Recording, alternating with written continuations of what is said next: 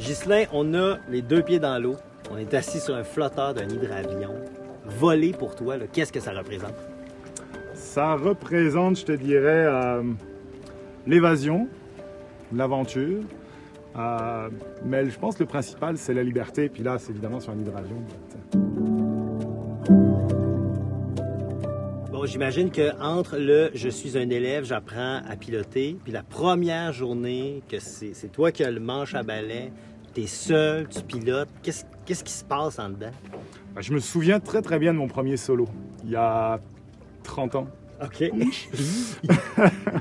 tu sais, t'as les mains moites, hein, tu serres le manche un peu trop fort tout le temps, puis t'es très très très concentré surtout.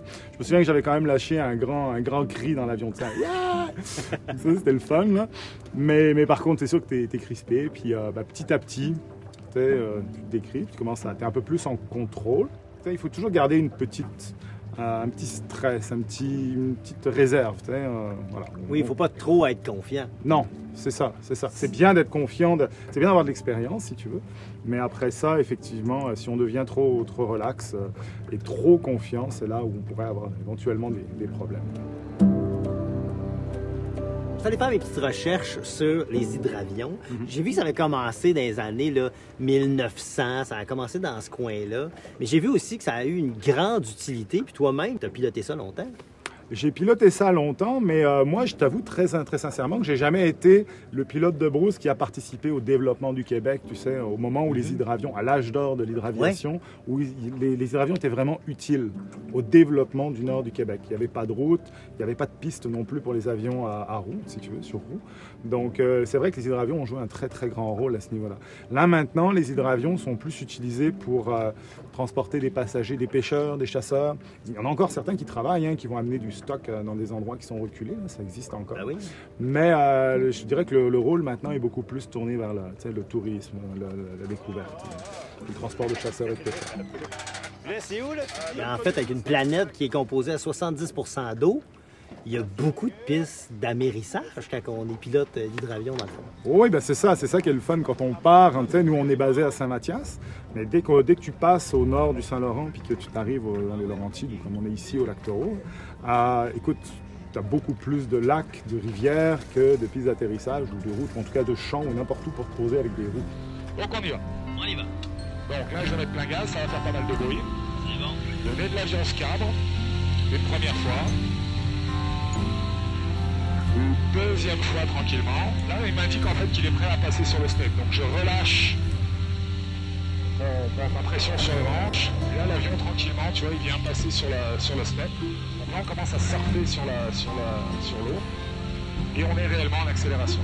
Ah oui, on le sent. Donc l'avion accélère. Puis, tu vois, il y a vraiment un point à tenir. On ne peut pas être trop sur l'arrière, pas trop sur l'avant. Donc c'est un petit peu ça la spécificité de l'hydravion. Tu vois, là, on a des petites vagues, c'est pour ça que ça rebondit un peu.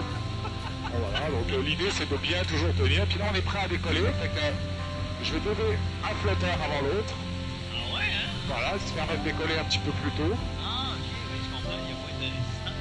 Voilà. Là je réduis un petit peu mon moteur pour l'économiser et je réduis aussi le pas d'hélice. Enfin j'augmente le pas d'hélice en fait, mais ça fait réduire les RPM.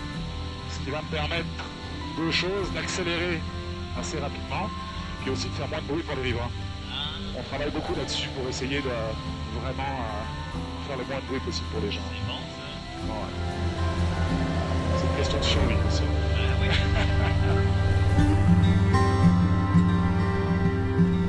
De toute évidence, cet avion-là, OK, ne date pas de 2020. On s'entend, ça a l'air d'être un vieil avion, mais ça vole quand même, puis c'est correct, c'est sécuritaire? Non, absolument, c'est vraiment sécuritaire. En somme, cet avion-là est un avion certifié.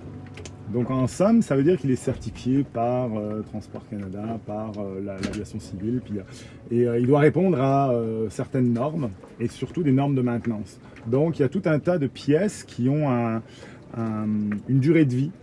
Ça peut être une durée de vie en heures de vol, OK. Ou ça peut être une durée de vie en années. Bon, là, dans le Cessna, c'est un espèce de guidon. Ici, c'est juste un manche à balai. C'est-tu parce qu'en 1947, des guidons, ça n'existait pas? Non, ça existait. OK. Ça existait déjà, mais c'est juste une autre façon de faire, mais ça a les mêmes effets. On va simplement, si on veut tourner à droite, on va simplement incliner le manche à droite. Si on veut tourner à gauche, on va incliner à gauche.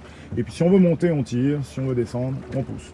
Pas bien plus compliqué que ça. Il y a des petits effets secondaires, il y a des petites choses qu'il faut faire un peu en plus, mais c'est franchement pas compliqué. C'est fascinant tout ce que vous devez contrôler. Vous êtes vraiment bon, toi, puis j'imagine que tes élèves aussi sont très bons. Ben oui, c'est les meilleurs. Mais d'ailleurs, tu dis que c'est les meilleurs. Ça serait le fun de les voir à l'œuvre, tes élèves. Est-ce qu'on fait ça? Oui, bah justement, on a décidé de se donner un petit défi aujourd'hui. On va faire une sorte de petit concours d'amérissage. Oh! On s'est trouvé une bouée et puis on a le ponton, donc on va aller positionner tout ça. Et puis l'idée, ça va être d'essayer de poser les flotteurs exactement entre la bouée et le ponton. Mais là, toi, tu pilotes pas, hein, c'est juste... C'est les élèves qui vont aller faire ça tout seul. Ouais. OK, fait que tu vas jouer au commentateur avec moi? Eh ben allez.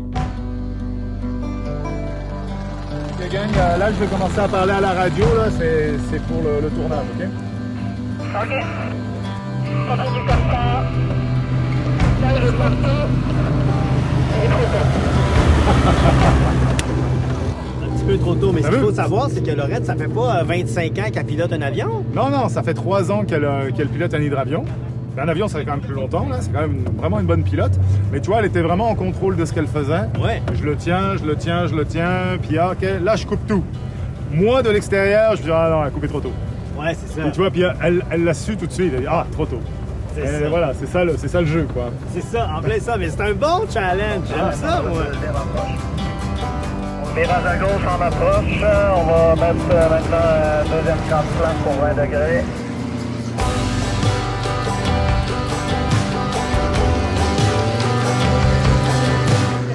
Tiens, regarde, on voit la corde qui te frappe dans l'eau. Ouais, c'est ça.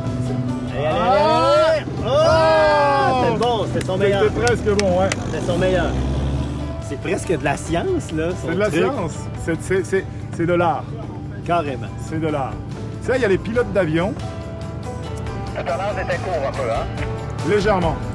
Tu disais, il y a Il y a un pilote d'avion. Un pilote d'avion, c'est quelqu'un qui va maîtriser son avion techniquement, qui va savoir faire plein de choses. Mais moi, j'estime que pour piloter un avion, il faut avoir énormément de feeling, puis il faut avoir de la poésie. Fait qu'un pilote d'avion qui est aussi un poète, là, ça devient un aviateur. Oh. Et je pense que nous, ici, là, on est des aviateurs. Tu vois, on est des gens qui aimons ce qu'on fait, on a beaucoup de feeling, beaucoup de poésie. Et, Voilà. Poésie maintenant. Hop! Oui! Bravo. Bravo, Caroline! Bravo, Thé. Parfait.